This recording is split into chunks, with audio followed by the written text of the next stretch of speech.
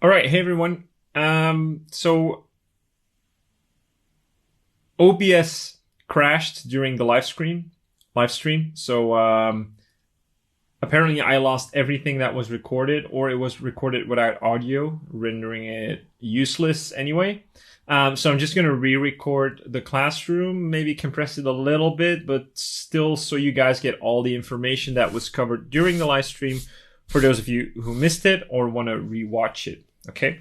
So basically, the gist of this classroom was to give you guys an idea what goes behind the thought process when doing Quicksketch, because Quicksketch kind of feels like you need to rush a figure drawing in a short amount of time, but it's quite the opposite. The thing with Quicksketch is that you really get tested for all your fundamental knowledge. And that is gesture, structure, anatomy, shading, design, everything in between, edge control primarily.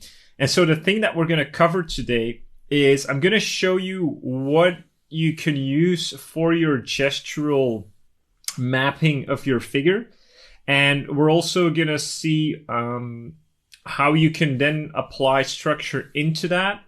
And then we'll cover a bit of edge control, what I think is important to know about edges. And then I'll do some Quicksketch demos just to give you guys an idea of what goes through my mind when doing Quicksketch. Okay, so first and foremost, the thing that I want to make you guys, or that I want to acquaint you guys with, is the Riley rhythms. And we've covered the Riley rhythms already in the head or the face structure.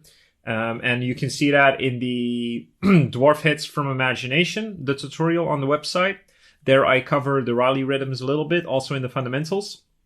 And the Riley rhythms are mainly just a way to rhythmically map the features of the face. And there's a same principle that exists for the features of the figure. Now, I'm going to show this up on screen, as you can see. Be sure to check it out or find it online. The thing is, I don't use everything from this Riley grid. I only use like a handful of it. And I'm going to show you today what I use of it, just to give you an idea of what I do when I'm doing Quicksketch or what I'm thinking about. Because usually in my Quicksketch drawings, you're not going to see me use these rhythms all too often, but they are in the back of my mind just to get a better idea of my figure in general and just give it or infuse it with a little more gesture. So I'm going to pop up a reference photo here, and I'll try to share it in the video as well. I did share it during the live stream, but somehow that didn't work all too well. So I'm just playing it safe for now. So I have this reference in front of me, and as you can see, so what we have, and try to keep the Riley rhythms next to you as well, or on your laptop or whatever open, so that you can really see what I'm talking about. Okay, so we have the head of this figure, and then looking at the Riley rhythms, there's kind of a line that's being used to map out the shoulders. And it's not the shoulder width, but it's to find the acromion process on each side of the body. And the acromion process is basically where the clavicle and the scapula meet the humerus. Underneath there, this is where our acromion process sits usually. So we're trying to find that landmark of the body here. And as we can see from this reference photo, the shoulder girdle isn't straight, it's kind of tilted. So we're going to draw it tilted as well. Indicate that acromion process. All right. And then maybe already sketch in the neck. Okay. Now, next, we're going to find the gesture of the upper body, the torso, basically. And as you can see, if I'm looking at this figure, it's not straight down. She's bending a little bit due to her shoulders being bent and then her hips being bent the other way. To find that balance in the body, the torso is kind of curving outwards. So I'm going to use the center line of that torso to indicate that curve outwards, right? And this is a good excuse or time to try exaggerate that gesture already, because at this phase, we're already going through gesture. All right. And then as you can see from the Riley rhythms, what's being done basically here is that we have the pubic area somewhere over here. And then we triangulate towards those landmarks that we've just established, the acromion process, creating this triangle for the body. Right? Now we're going to see why this triangle is important a bit later.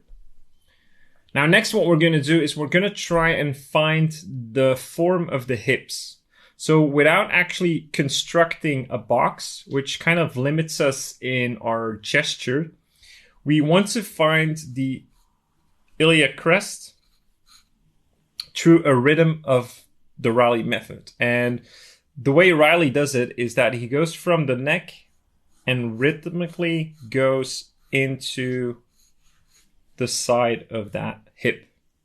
Same for the other side, goes down rhythmically into the other side. Right. And so that gives us kind of the width of the hips. And then we can follow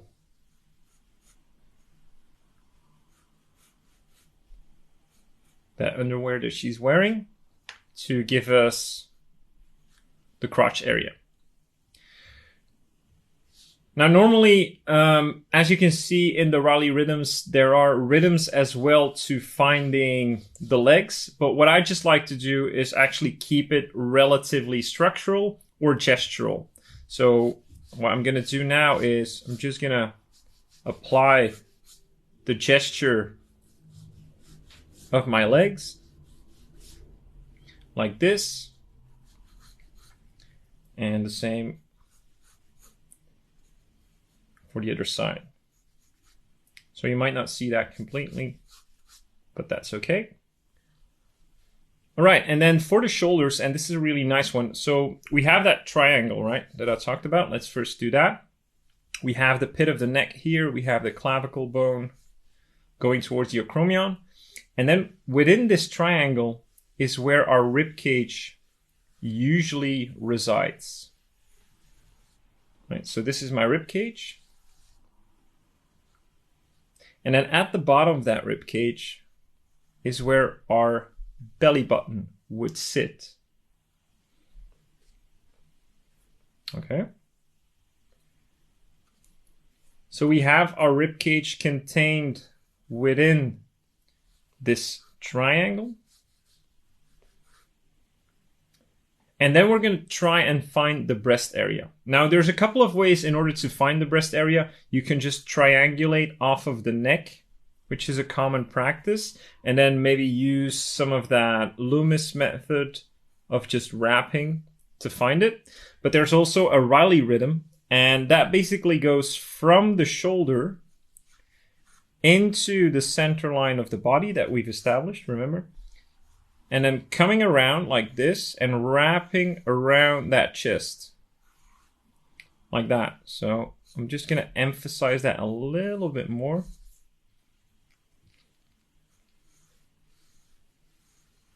So we have that wrapping around. And then when it wraps around, it goes into the other breast area and then comes out of the shoulder again.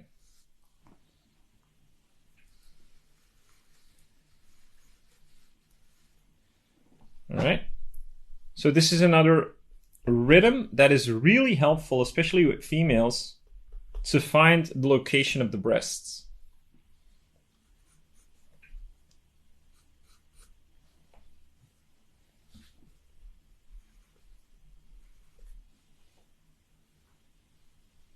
All right.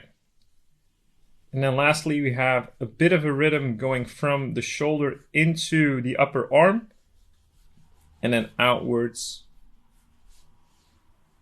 and then a straight for that one.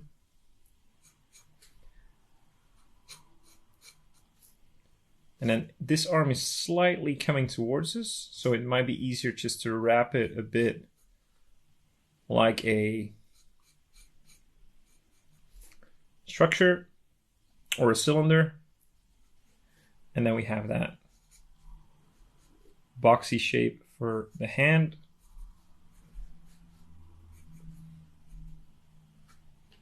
Like this.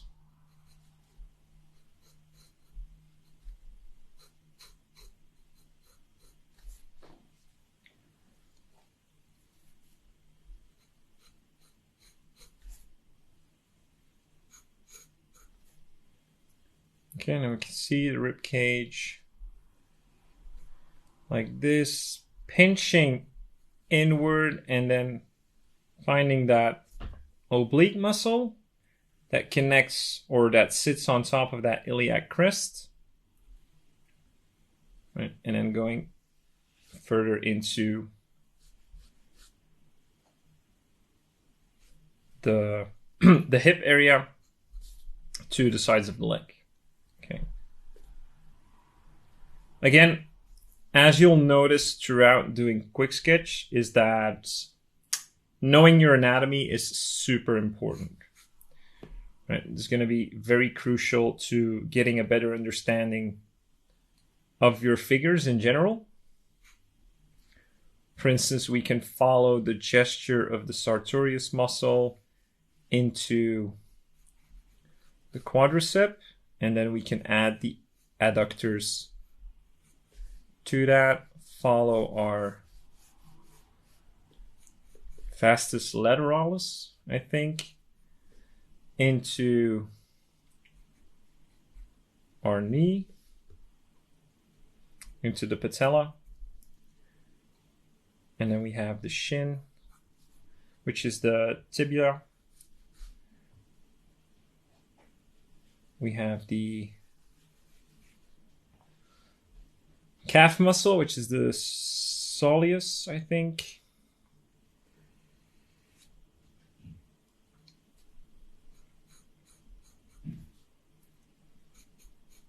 Like this into the foot. And then we have that other upper leg wedging into the calf muscles like this. All right, so basically to re-emphasize or recap is that we start with our head and our neck, and then we have our shoulder line where we find the acromion process. We triangulate towards the pubic area following the gesture of our center line. Then we can follow the gesture of our neck into the hips like this, and then we contain our rib cage within that triangle, and we can follow the gesture of the breast coming from the shoulder into the center line, wrapping around and coming out of the shoulder. Those are the main important rhythms that I like to remember, but if you want to remember them all, be my guest. There are a couple more, but I just don't use them as often. Okay. All right, so let's do that one more time for the back as well. So we have another example. Right, looking at the back.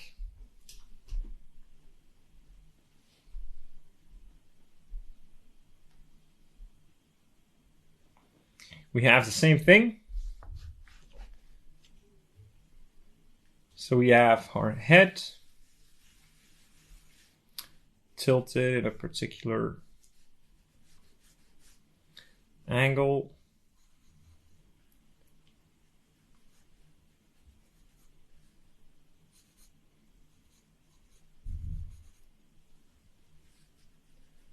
We have our neck.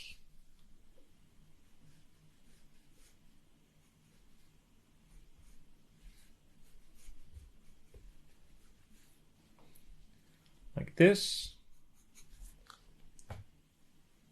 Right, then again we have our shoulder that if we plumb line it, that acromion is going to sit right underneath my chin.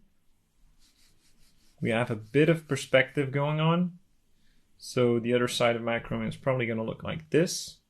Then we have another rhythm that connects our trapezius. Of course, it's not going to be as defined with women as it's going to be with men. Well, muscular men, that is. Normal men don't have that big of trapezius either. Let's just get that nose in there.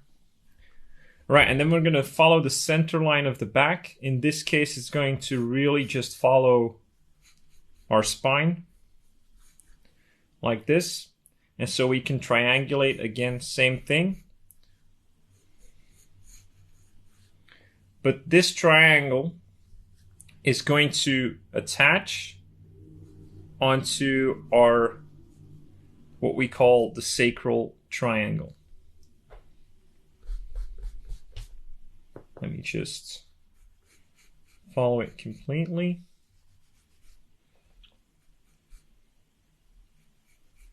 So it's going to connect up with our sacral triangle. And then we have the rhythm for the neck finding that hip. So we have our hip area. If we look at the Riley rhythms somewhere over here. So we can follow this rhythm into the hips.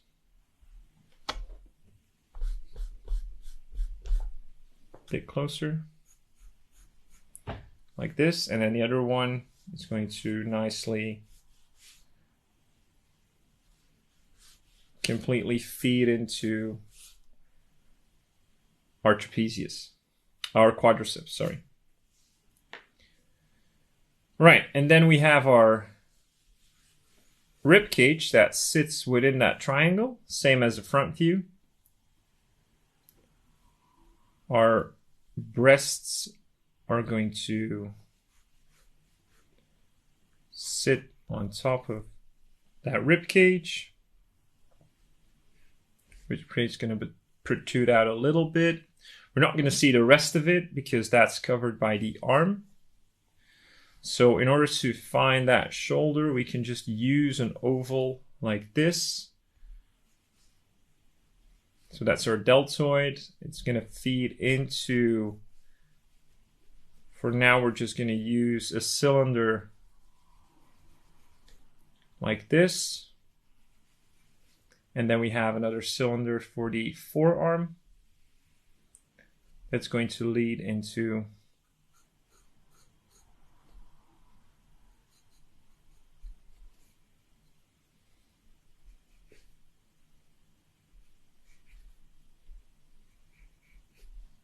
our hand. Okay.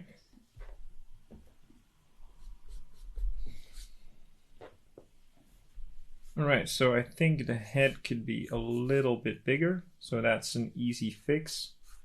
We just increase the volume of the hair in this one.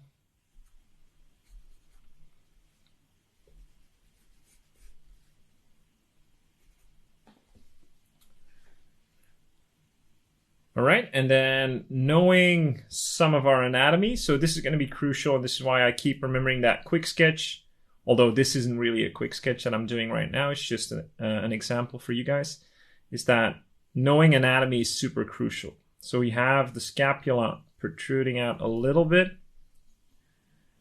feeding into another rhythm that we can find, which is the latissimus muscle. Again, not as prominent with women, but it's going to follow that same rhythm from side to side. We're going to be able to find that trapezius muscle, okay? Not that prominent in women, but important to know. So again, we're going to have our oblique muscle here, just above that sacral triangle, feeding into our glute muscle, which is basically going to sit here, and the other one is going to sit here. So we can follow that rounding.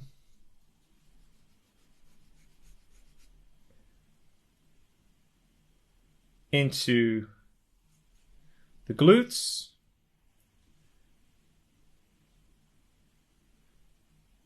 Then the lower part of our hips get protrude out here. I'm going to show some of our hip flexors feeding into that quadricep. And then we can have a straight gesture for the back of the leg.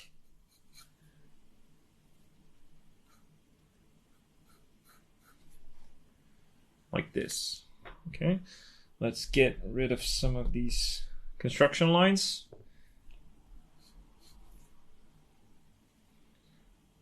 I think I need to resharpen my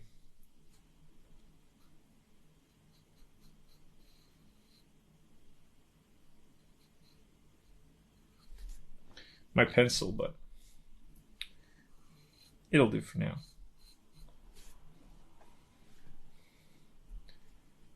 And then we have that other hand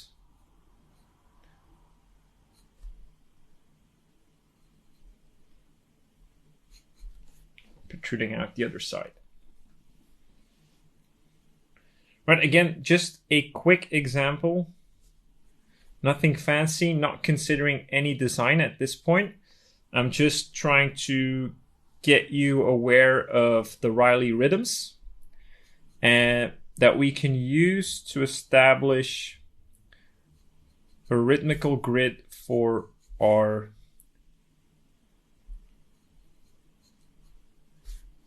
figure. Okay.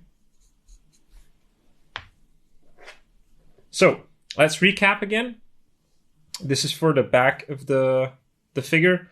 So we have the head, we look at the neck, we find the landmarks of the shoulder with a line following our gesture of the body. Then from there we follow the center line of our back, this time feeding into that sacral triangle of that wedges in between the glutes. And then we can triangulate again. And then within that triangle, we can find our rib cage. We can also follow our rhythm from the neck into those hips, right? We can make a circle for the hips. And basically that's how we can rhythmically map out our figure.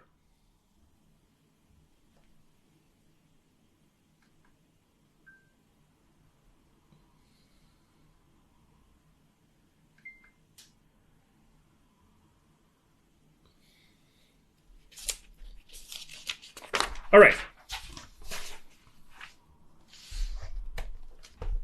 Now that we've looked at some of those rhythms, again, I'm not using them all, just as a disclaimer. I'm not using them all. I'm just using the ones that are useful to me, okay? Now, after this, what I usually do when I've established the gestural form of my figure when doing live drawing, I will start the construction, right? And this is basically where the figure mannequin comes into play. So we've already gone over the figure mannequin. If you don't know how to mannequinize your figure, please check out the figure simplification video where I talk about it in depth. And that's basically what you can do to add three-dimensionality to your figures, all right? So now what I want to discuss briefly is edge control, because this is super important when it comes to figure drawing. Not only figure from like drawing from life, but also figure invention, especially shading invention and stuff like that. So what I'm going to do is I'm just going to give you an example from artists that I really admire, and show you kind of how they use that edge control to really get a believable and a really nice designed Quicksketch, or even just figure drawing in general, right? But we're focusing on Quicksketch in this session. All right, so before we go into that, I just want to briefly discuss the edges. So we have four kind of edges. We have a soft edge, we have a firm edge, which can be this or this, and we have a sharp edge, and then we have a lost edge, right? It's basically invisible. So a soft edge usually is used to indicate where a form turns away from the light, right? Basically, it's almost always used as a core shadow. So we have light coming from this side. We will have a core shadow like this. And this is basically a soft edge, right? It's not super hard, it's not firm. It's just a soft edge. Now, the line that is encapsulating that sphere, that's a firm edge, right? That's more like this. And we can also use that for, let's say, just drawing a leg, for instance. And we have like the glutes. So what I would do is I would have the glutes like this. And then maybe,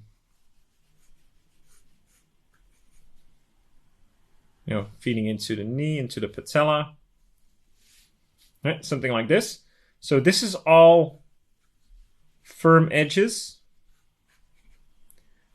that basically describe my form. And then I can use a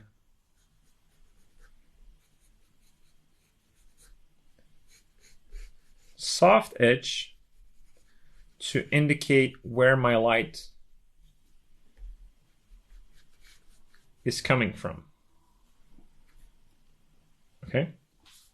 Now a hard edge will usually be a cast shadow or like a crease line. Okay. So for instance, if we have a good example is when we have breasts of a female, right? They usually wrap around the rib cage.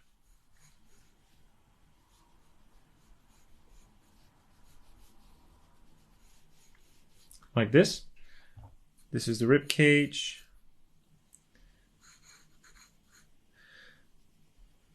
Nipple area. Okay, so what will happen, what we'll see a lot of the time if the light source is coming from this side, for instance, is that we'll have that form shadow, right? Those core shadow soft edges will dictate the roundness of those breasts, right? Like that. But then we'll have a cast shadow from the breasts being casted onto the rib cage that will form a very sharp edge and then turning back into a form shadow to basically describe the roundness of the rib cage, right? Which might then feed into the serratus muscle or, into the obliques, whatever. But basically what we're doing is we're describing form and cast shadows just through edges. And this is super powerful material. Because as you can see already, this sort of, and then we can add maybe like a firm edge to really make that form apparent, right? And this would feed into that pec muscle, which would then feed into the arm, okay? But as you can see, this is super powerful to start basically describing forms that are made up and make them look believable. Just through shading, but actually primarily through edge control. And this is what I mean when I say good shadow mapping, is that good shadow mapping has a good variety of edge control, like soft edges versus firm versus lost edges, okay? So looking into lost edges, by the way, is that, let's say that we have clavicle over here, right? Something like this. This is our shoulder feeding into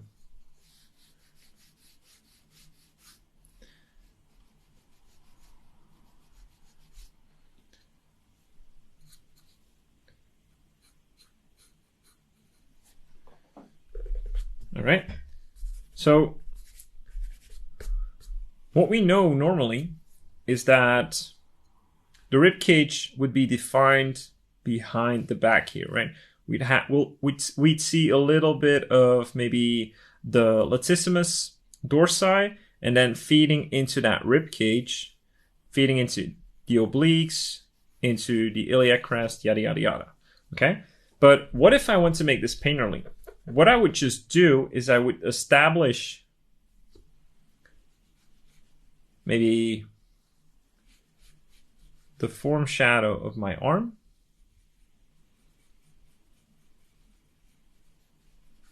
Like this. And everything else I wouldn't make visible. I would just make it a lost edge connecting all those shadows together. Now what this does is it makes things look very painterly and designerly, right? And this is why I think, or this is one of the reasons why I think Quicksketch is such a cool and pivotal skill to master, because it really helps you manipulate shape and form.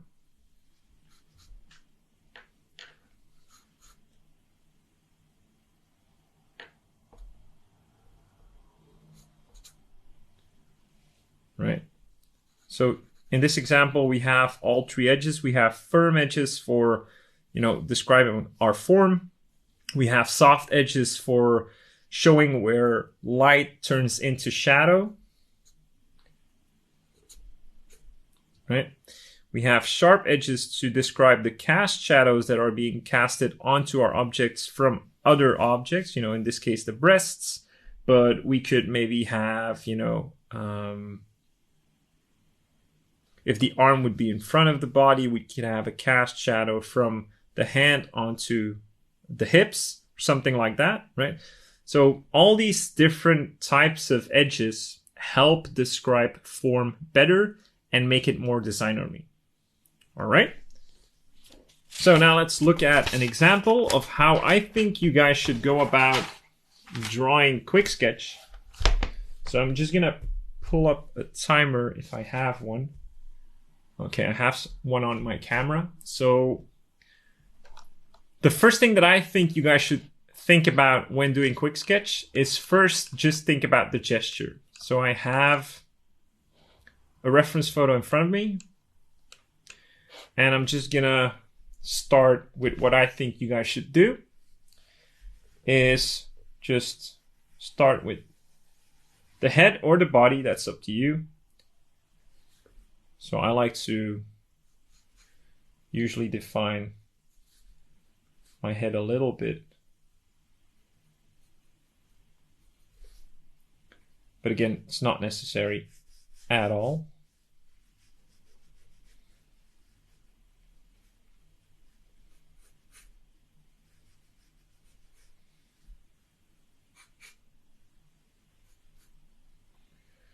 So then we find that shoulder girdle, or the direction of the shoulders.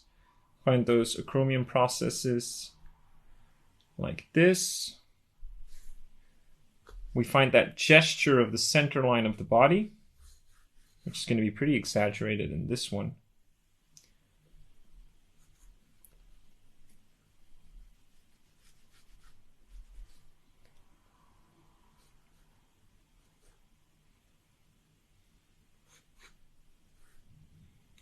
All right, and then we can triangulate from the pubic area towards those landmarks. We can find our rib cage.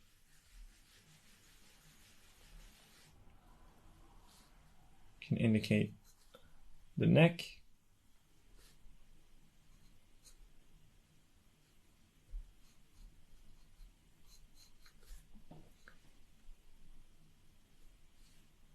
And we can use the neck to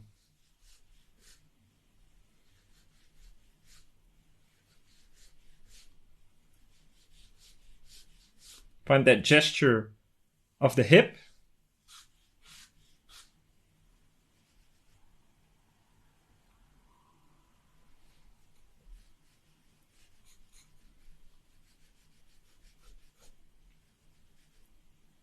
And we can use a gestural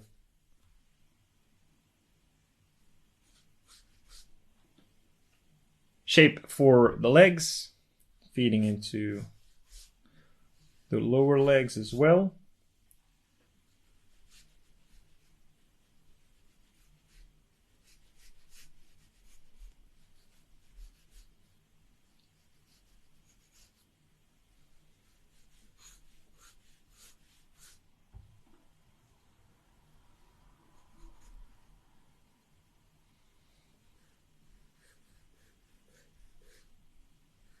Finding that gesture for the arm.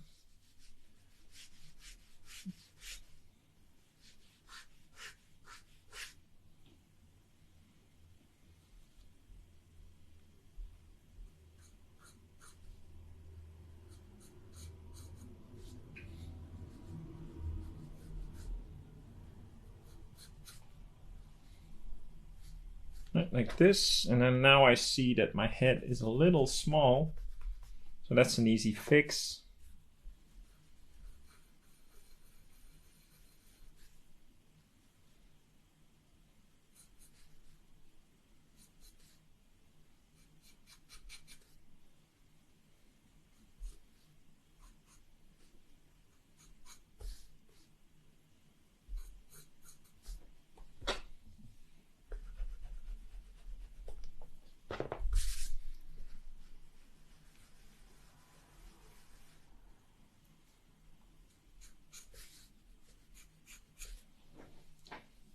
Like that. So that's basically what I would want you guys to focus on first when doing these gestures. Just getting your shapes and your rhythms as close to the reference as you can. Let's find that wrapping of the chest. Like this. You know, and try to do this in like a 5-minute and 2-minute window, like I have you do in the assignments.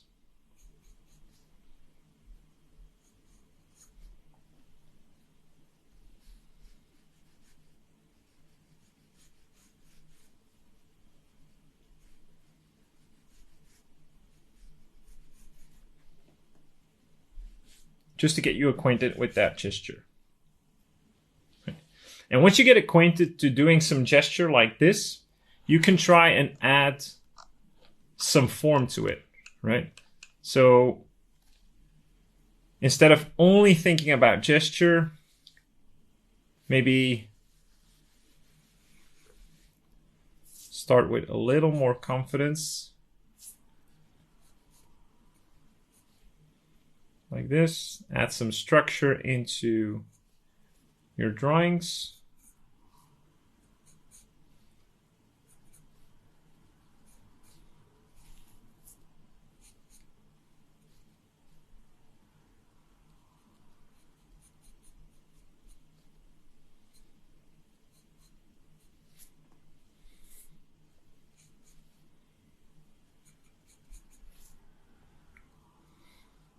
Start thinking about anatomy a little bit when you need to learn anatomy anyway this week, especially the torso and the arms.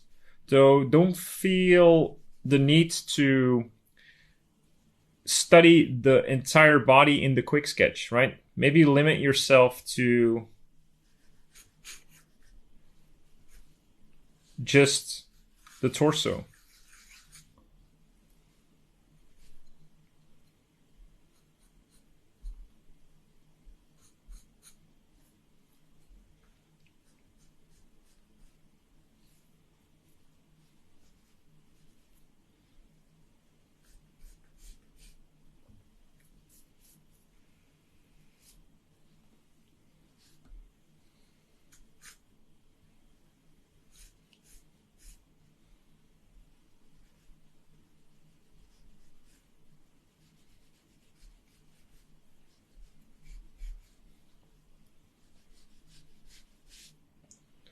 You see, and after a while you can start playing with design of your figures. Start exaggerating,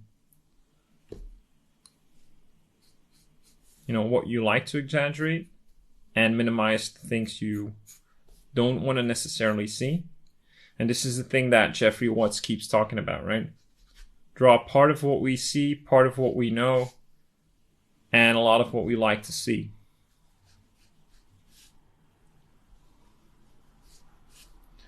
This is exactly what we do.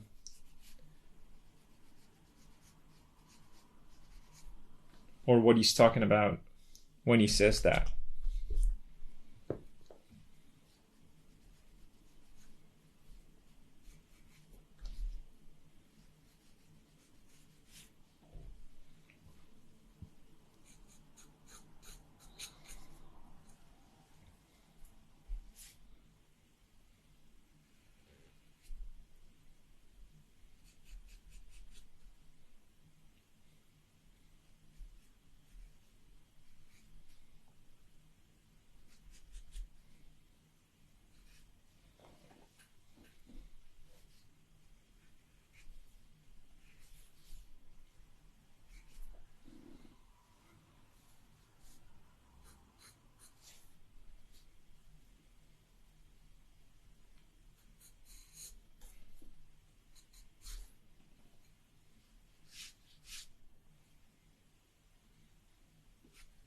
As you can see, I go quiet quite often with these exercises because they just take so much out of me. It's just, you need to consider everything when doing these assignments. So, try to stay focused, try to do it to the best of your ability.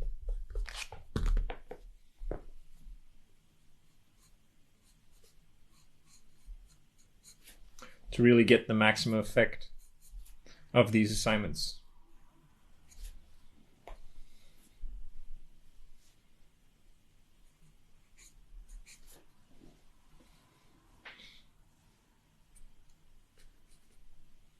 Indicating a little bit of that scapula.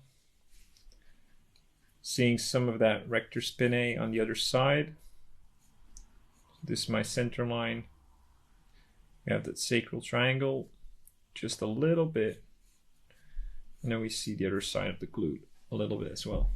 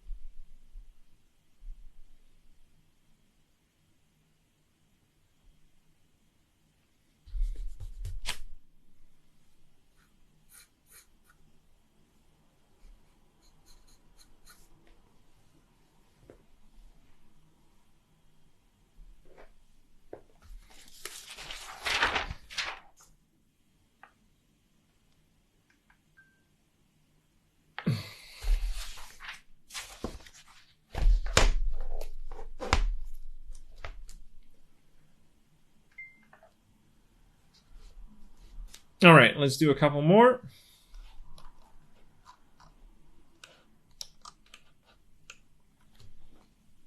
All right. So another one, let's try and go for 3 minutes. So that's, okay. So again, we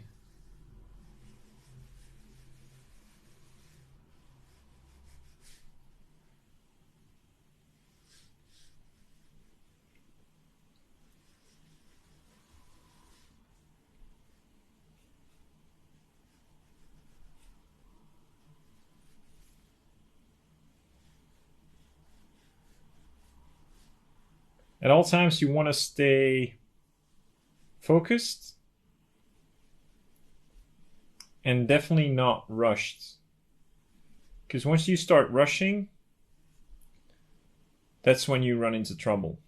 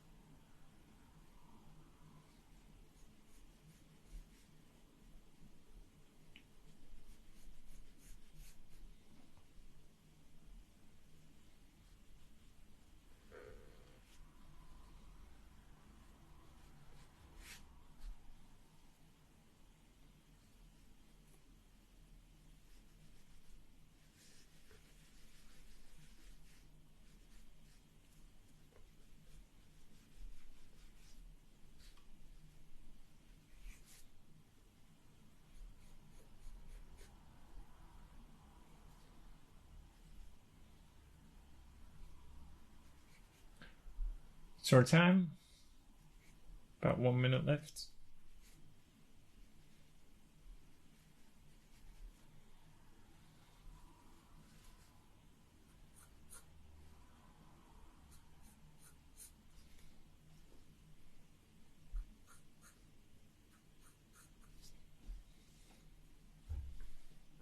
Again, try to not rush yourself. It's a false name, Quicksketch. It's not that you need to sketch quickly, it's that you need to sketch thoughtfully.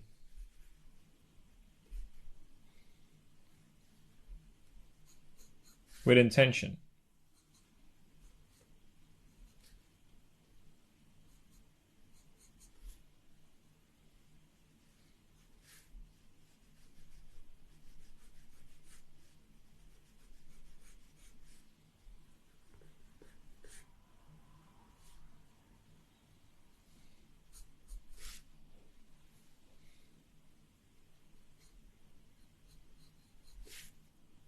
No, I know, and I notice now that the breast is a little bit high.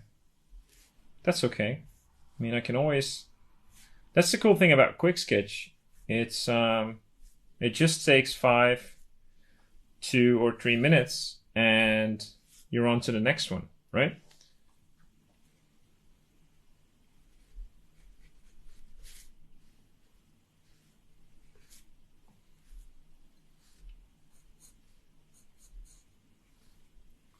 And then if we want to add some anatomy into that, we can, if there's time.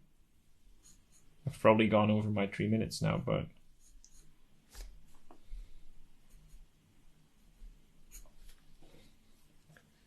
no, I just want to show you guys how fun this can actually be.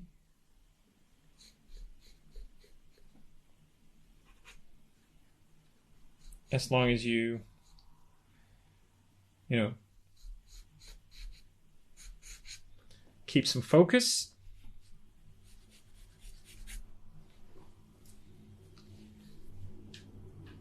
All right, let's do another one.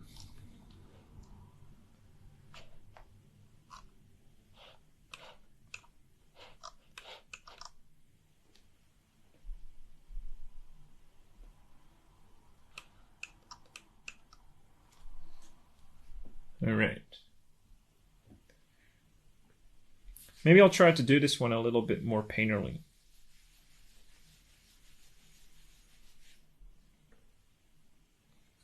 What that means is that I'm going to use primarily shadow shapes and edges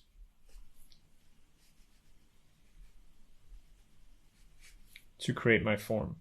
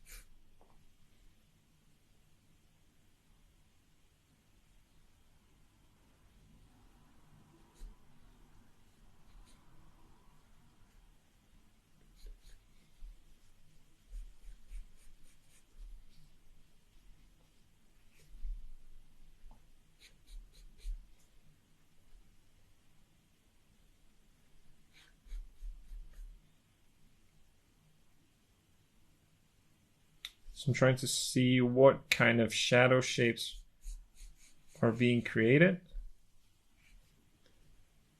and how I can use these to my advantage to create this painterly feeling that I'm after.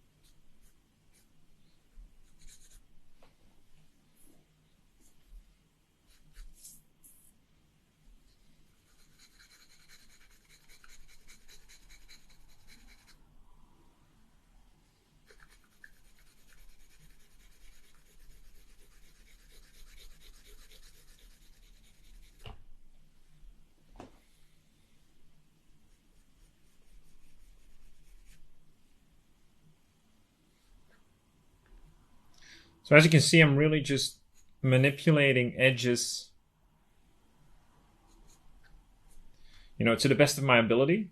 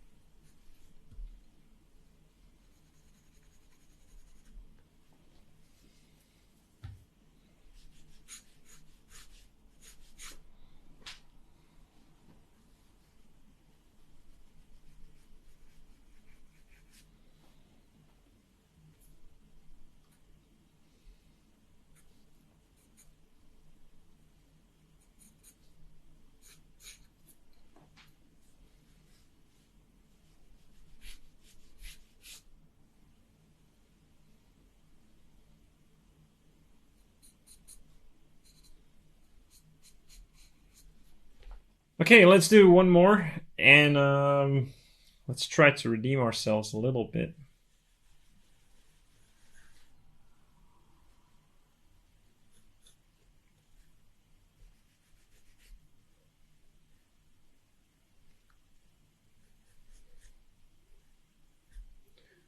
Let's not worry about the head at all. Let's just go for a nice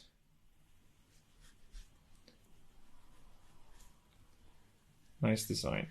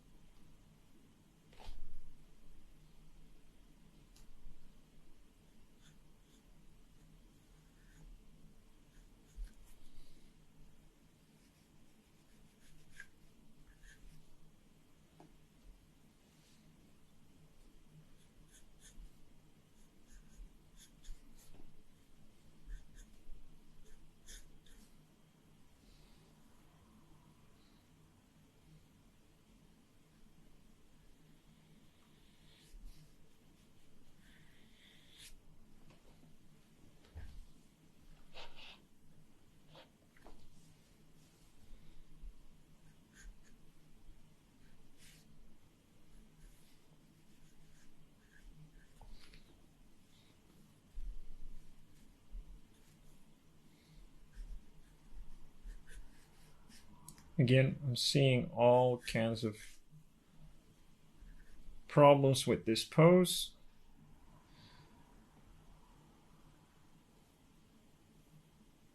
It's definitely not my best effort.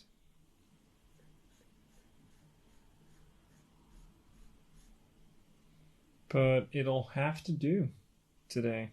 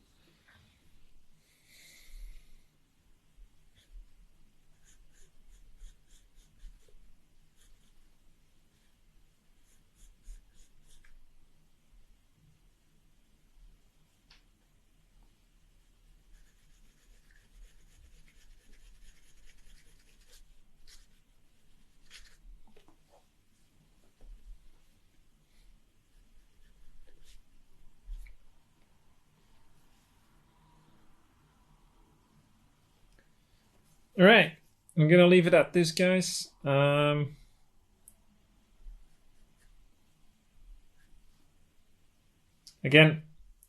Quicksketch, one of the best ways to get life or breathe life into your characters, whether that's character design from invention, figure drawing, live drawing, whatever. It's simply amazing and ridiculously frustrating. All right, gonna leave you at that. I hope you enjoyed it, and I'll see you in the next one. Bye bye.